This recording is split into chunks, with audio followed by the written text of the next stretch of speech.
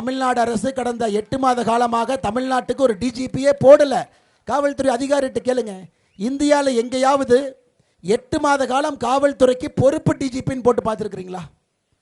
முதலமைச்சர் அவர்களே, காவல்துறைக்கு பொறுப்பு டிஜிபி போடுறீங்க, ஏன் தமிழ்நாட்டுக்கும் பொறுப்பு முதலமைச்சர் போடாமல் இருக்கிறீங்க? உங்களால் செய்ய முடியலையே, உங்களால் வேலையை செய்ய முடியலையே. உங்கள் இரும்பு கரம் துருப்பிடித்து விட்டதல்லவா? நீங்களும் விடுமுறையில் போயிட்டு ஒரு பொறுப்பு முதலமைச்சரை போட்டிருக்கலாமே. ஆனால் நீங்கள்லாம் பதவியில் இருக்கணும், பொறுப்பு அமைச்சர் கிடையாது, அமைச்சரும் பதவியில் இருக்கணும். ஆனால் இவ்வளவு பெரிய காவல்துறை 2 லட்சம் பேர்த்துக்கு மேலே வேலை பார்க்குறாங்க. அவர்களுக்கு உங்களுக்கு பிடிச்சவங்கள டிஜிபி ஆக்க முடியல.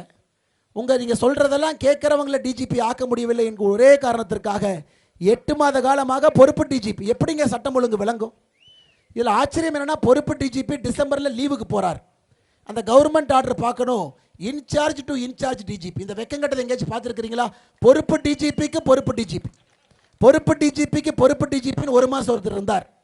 இவர் மெடிக்கல் லீவ்லேருந்து வந்த பிறகு பொறுப்பு டிஜிபிக்கு பொறுப்பு டிஜிபியை மாற்றிட்டு பொறுப்பு டிஜிபி பொறுப்பேற்றார். இன்னைக்கு தேர்தல் ஆணையம் என்ன பண்ணியிருக்கிறாங்க?